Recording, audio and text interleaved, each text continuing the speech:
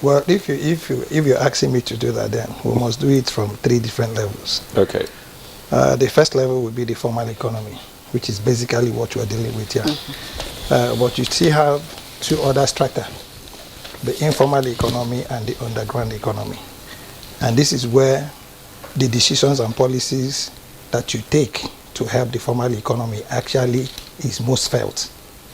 Okay, because when you're talking about NPR, CIR, asymmetric corridors, you're basically just talking about instruments that determine how much you lend, what you lend, how much you save, how much you can keep, okay, how much of depositors' funds are safe, okay, and then how much interest rates. So when you're basically hearing, basis points, if you hear 400 basis points, it simply means an increment of 4%. Okay. Okay, just like you've heard about, 200 basis points or 150 basis points is an increment of 1.5%. Now, when you do this, like Director has rightly said, it's to discourage lending so that you don't have a lot of cash, out there in the market. Okay, so that the more money you have in-house, the less people have to spend. But yes, on the formal economy, it stabilizes you, it makes you attractive, brings in more money, like Madam has said. But the impact on the informal economy is where the challenge is. More so when you now begin to now juxtapose, against what these indices are being measured against. Rising cost of food, okay, infrastructure, insecurity, et al. Now, so instead of now looking at this seeming loud clap of the CBN with one hand, that we should be worried about the second hand, who is supposed to be bringing it, so that we can now have a very loud one. CBN doing very well, I give it to them. They're managing, it's like if you've been in an aircraft where there is turbulence, okay, and you're inside that aircraft. At one time, I was traveling with my wife, and I'm not even sure she remembered it was me, because she was holding onto a guy. And it was only when that, plane stabilized that everybody started saying sorry, to each other. Those who had grabbed, people, those who had grabbed chairs, those who had grabbed. So if you sitting down with your seatbelt was going through that, I want you to imagine what the pilot was going through.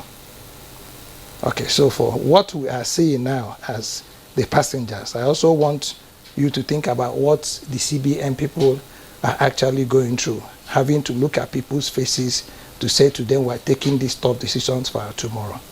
Now, point I'm trying to make is very simple. If we looked at those things that are now spiking this hike, then it becomes a lot easier to now ask questions around what we're doing to be able to address them. First will be food. And each time I walk into this studio and I say I want to be addressed as a farmer, I think that the most critical thing needed by man, okay, is food, apart from life.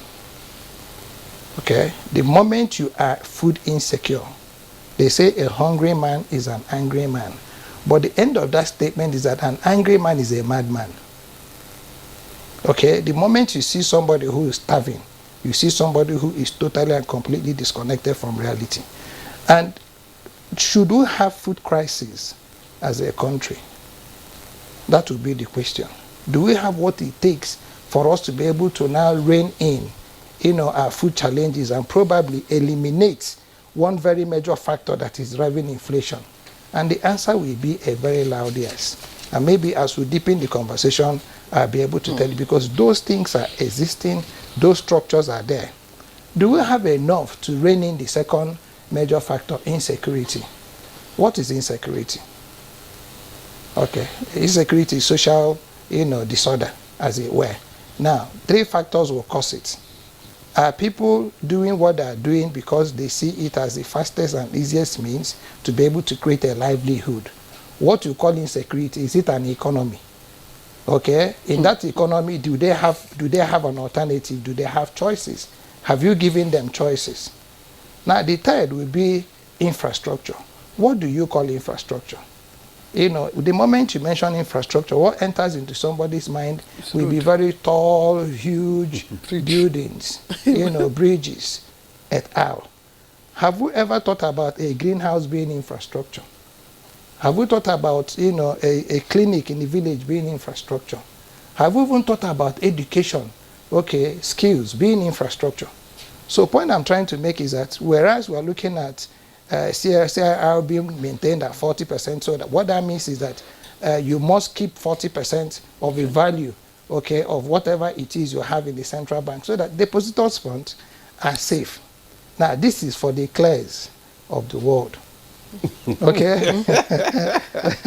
Now, who now have, you know, a reason to be worried about what's happening to their bank, you know, account balances. Yeah. You know, but then you see the Emecas of the world, you know, who wake up in the morning and they need to go and they maybe pump on tire, sweep on house, sweep on streets to be able to feed their wives. Now, this is where I think, like I said to you, we seem to be hearing a very loud clap with one hand. But if it is this loud and commendable, and I must say it is, then what do you think will happen if we join the second hand and then we're able to close it up?